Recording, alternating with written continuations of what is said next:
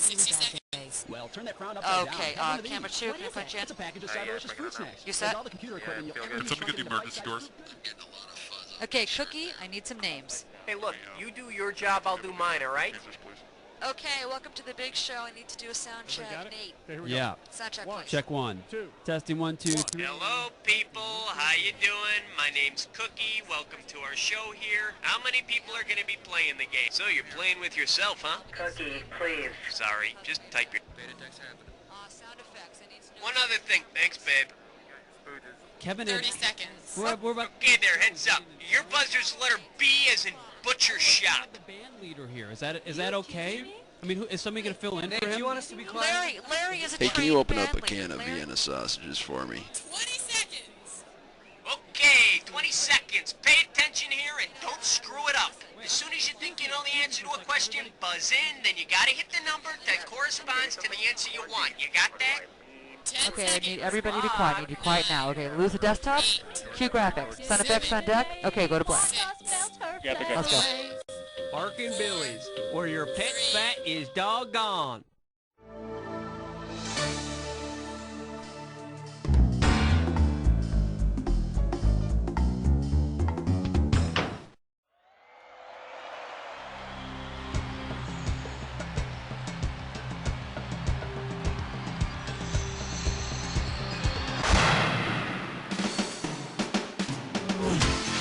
It's time for the show where high culture and pop culture collide. Yeah! Hey, how you doing? Welcome to the show. You're playing solo for this show? All right, let's do it. All right, come on, hit. The category, the other Pink Panther. And we are talking $1,000 for this question. Okay, let's get this ball rolling. Because of his color and species, if the cartoon character Pink Panther called in sick one day, which of these would be the best choice for his stand-in? Hong Kong Phooey, Snagglepuss, Tom of Tom and Jerry, or he's pink and he's a cat. You know, the ladies might be more interested in these guys if they'd go with more earth tones. Okay. The category is Mardi Gras and Big Noggins. You get this one right, you got $2,000 coming at you. Okay, get your fingers ready, let's get busy. You know those guys at Mardi Gras wear those big heads that are like 3 feet tall? If those were actual human heads, what medical condition could you attribute to those people? Hydrocephalus, hypothyroidism, no, not big balls, big head. And let's see the correct answer. Hydrocephalus, otherwise known as water on the brain. And remember, always drain it with a sterilized needle. How about it? Hit me with a category. Question 3. Next up, getting laid, fact or fiction. And this one's going to be worth $3,000. Okay, listen up and keep this in mind before jumping to an answer. All eggs do not come from chickens. Manufacturers have a long tradition of producing egg-shaped products. Which of the following cannot be found inside of some sort of egg? Albumin, a nebula. It's a diffuse mass of interstellar dust and gas about the size of a galaxy. Tell you something, you find that egg, and you are talking one hell of an omelet. Okay. You're my question for forevermore. I love you. My question for. Alright, let's see what we're doing here. Movie Mutants. I'm paying out $2,000 if you get this one right. Get your eyes focused on the screen. Here we go. As a screenwriter, you want to write a vehicle for Charles Bronson and Kevin Kline. If you were to combine the names of previous films they've made, what could the film be called? A Fish Called Wanda meets Death Wish. You'll laugh, you'll cry, you'll die. Alright, come on, hit. Ain't no job, it's question 5. The name of this category is Smile When You Call Me That. And we will pay out $3,000 for this one. Hope you're ready, because here's one coming at you. Ivan the Terrible isn't such a terrible name to have if you compare it to the names of some other leaders in history. Which of the following was not an actual person? Charles the Bad, Ethelred. Louis the Sluggard is what they called Louis V of France, and I hear he left slimy trails all over the throne room. Now the correct answer is Felix the Fat, the wonderful, wonderful fat. He reaches into his bag of tricks and pulls out half a chocolate cake. Okay. Uh-oh. Chestnut Slick Crime Store. It's time for a Liquor pitch, no scope. All right, now here's your category for this gibberish question. Packed into smelly quarters. The opening value is $5,000. Now, you're going to have about 30 seconds to solve this puzzle, but I'm going to be taking a little bit of money away every second and a half. Here we go. What slogan does this rhyme with? A pew, a crowd, the sardines.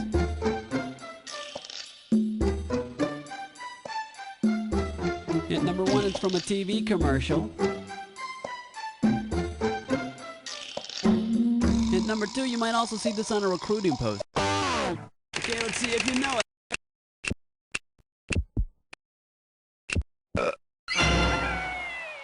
A pew, a crowd, the sardines. They're looking for a few good men to share close quarters and showers with.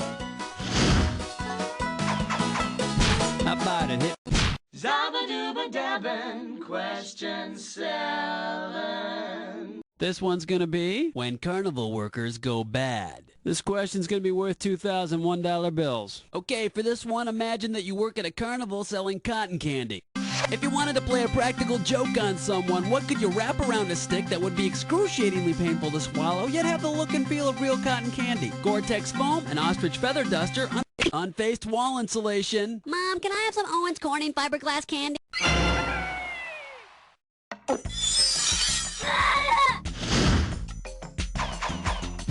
Okay. Yeah, man, come along to question 8. The category behind this question is cartoon characters who buy at the sharper image. Right here, $1,000 for a right answer. Hang on tight, cause here we go. Mr. Peabody is the Wayback Machine, as Mr. Whoopi is to time traveling machine, three-dimensional blackboard, crystal ball, or super energy pill. Sorry, that's Underdog's vitamin, and he only shares it with Sweet Polly Purebred, which is weird because she is such a dog. Here's what you should have guessed. The 3DBB. It's what Mr. Whoopi used to help explain things to fellow cartoons, Tennessee, and Chumley. In fact, his Birds and the Bees lecture was so lifelike it scared him. All right. Number 9. Number 9. Here's the category. Bar hopping with grandma. A right answer will get you 2 G's for this question. All right, let's say you and your grandmother go out one night and really tie one on at a few of the local watering holes. The next day when grandma says, we should do a shot of tequila to feel better, what type of problem-solving tool is she using to solve your hangover problem? An algorithm? That'd be more like her recipe for Bloody Mary. Should have picked this. A heuristic. It's sort of a rule of thumb. You know, a problem-solving method that's worked under similar circumstances. I wonder what problem-solving method Grandma uses to recall where you two left the car. Okay. Yo, have you been with nasty number 10? Next up, once, twice, 3 times a first lady. And this one's gonna be worth $2,000. Get ready to buzz, cause here it comes. Say the vice president spends a lot of his time franking when we don't see him. What is he doing? Passing gas, sending mail for free, talking to... Kids, the nation is A-OK. Now let's all finger paint. In case you're curious about the correct answer, like many government officials, the vice president is allowed to send out mail all over the place for free. And I didn't even get a Christmas card. We've got 10 questions down, and for 10 more, we're going on to round 2. Now, we are 1 round away from the Jack Attack, and all the questions in this round are going to be worth more than in round 1. So pay attention, and let's do it. How about it? Hit me with a category. And now, 11. The category is Life in the Fast Lane. And this one shouldn't be too tough. 4K for this one. Okay, we're coming at you. Heads up. On account of the traditional drink the winner of the Indy 500 receives in the winner's circle, it would be unfortunate if he or she were what? Allergic to citrus and alcohol? Lactose intolerant, the winner traditionally takes a big gulp of milk. And nothing caps off a good race like a big warm mug of breast milk. Mama's Pride breast milk. All right. Oh, right, let's see what we're doing here. Hard guys. You're going to be pretty good if you get this one. It's worth $6,000. All right, for this question, you've got to think back to 5th grade science class and recall the Mohs hardness scale, the scale the geologists use to rate the hardness of rocks and minerals. According to the Mohs hardness scale, which one of the following characters might be the most popular with his female companions? Mr. Feldspar, Mr. Talc, Mr. Appetite, or Mr. Topaz? On Mohs scale, Mr. Topaz rates the highest. But, you know, it's not the hardness of your topaz, it's how you use it. Okay. Question 13. The category, sassy waitresses. This question's going to be worth $2,001 bills. Okay, hang tight. Put your fingers on your buzzers. Here's the question. When Flo on TV's Alice tells you to kiss my grits, what is she literally asking you to kiss? Cornmeal? Baba? Flo wants you to kiss her cornmeal. Yeah? Well, she can kiss my corn cob. How about it? Hit me with a category. Doobadoo-wah, doobadoo-wee. It's question 14. Here's the category. Roger Rabbit's nocturnal missions. And this one is not going to be easy. $6,000. Let's see. Fearing an attack by the son of Judge Doom, the residents of Toontown set up a guard post at the city's entrance. If cartoon creatures share the same traits as their real-life animal counterparts, who of the following will be the best sentry because he requires the least amount of daily sleep? McGilla Gorilla, Sylvester the Cat, Dumbo the Elephant, or Astro the Dog? More Rancher rocks. You know what you could have picked? You could have picked this. Elephants. They sleep only about 2 hours each day. Dumbo will do a much better job than their first sentry. When he woke up, his gun was gone, his hands were immersed in warm water, and his shorts were wet. All right, come on, hit me. We need a kick. It's question 15. The name of this category is With Real Bacon Bits. And we are talking 4,000 big ones. Flight attendants, prepare for takeoff. Two pigs are sitting around the old manure pile discussing Baconian theory. What exactly are they talking about? Francis Bacon. The theory that Sir Francis Bacon wrote Shakespeare's play. And I suppose Sir Kenneth Wheattoast wrote his sonnets. How about it? Hit me with the category. Question number 16. And I like it too. This one's gonna be, boy, that was close. I'm paying out $2,000 if you get this one right. Now, we all know a close encounter of the third kind involves building mountains out of mashed potatoes. What is a close encounter of the second kind? Hearing sounds from a spaceship, finding physical evidence of a UFO? That's it, you get You know, chart sections of a wheat field, pieces of a ship, a discarded Fodor's Guide to Earth, that sort of stuff. Okay. Uh-oh, best putts fits mine, whore. Once again, it's time for a Ticklish pest gun. Here's your gibberish category. What's on your shopping list? The opening value for this gibberish question is going to be $10,000. Okay, now remember, you don't have all the time in the world here. The less time you take, the more money you make. Okay, ready? What colloquialism does this rhyme with? Spam, ham, rank new. Let's see what you got, sir.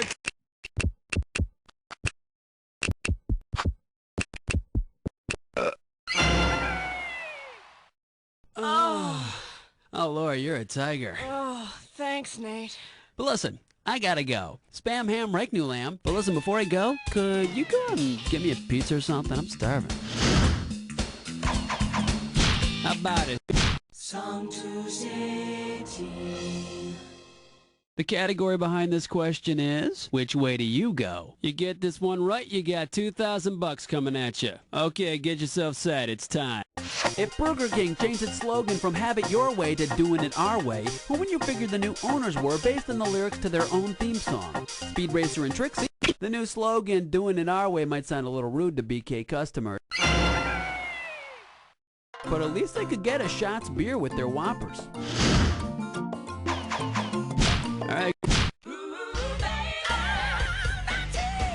The category is, we built this sitcom. This question's going to be worth $2,001 bills. Alright, you're having a house designed by architect Mike Brady. The rocks for the foundation are being provided by quarry worker Fred Flintstone, and the tools are being provided by tool and die dock foreman Archie Bunker. Which of the following characters would be most able to help you finance this dream home with a bank loan? Darren Stevens, Fred Sanford, Milburn Drysdale, or George Jefferson? Milburn Drysdale. He's the Beverly Hillbillies banker. Me? I'd be happy if he'd introduce me to Ellie Mae. How about it? Hit me with... Wow, honey, it's question number 20. All right, let's see what we're doing here. If you don't like the way I play the game, sue me. I'll pay you $4,000 bills for this one if you get it right. Okay, get your fingers ready. Let's get busy. Leaners, Hobbers, and Stakes would be an appropriate name for a law firm specializing in representation of what kind of professional athletes? Racing greyhounds, skeet shooters, pole vaulters, or horseshoe pitchers? And that would be wrong. And here's the right answer. Leaners, Hobbers, and Stakes, all terms associated with horseshoes. Not to be confused with Wieners, Robbers, and Snakes, the law firm I go to. Okay, pick a category.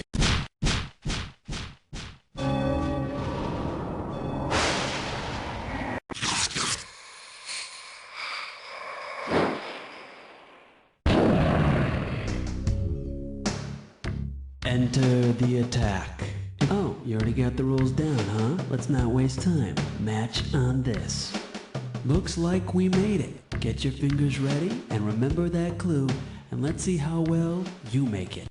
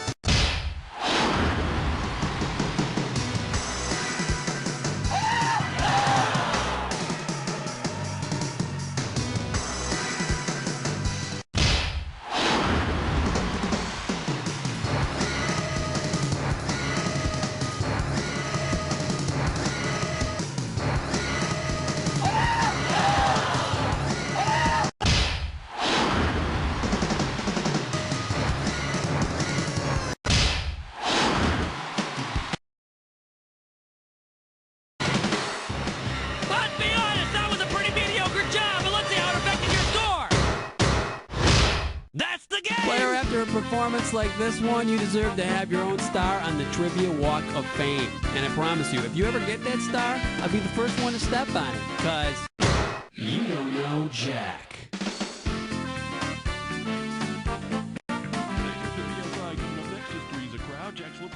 Hey, great show, everyone. Really, really great work. Cookie, contestants, what's the plan? All right, if you want to play again, you just got to let me know.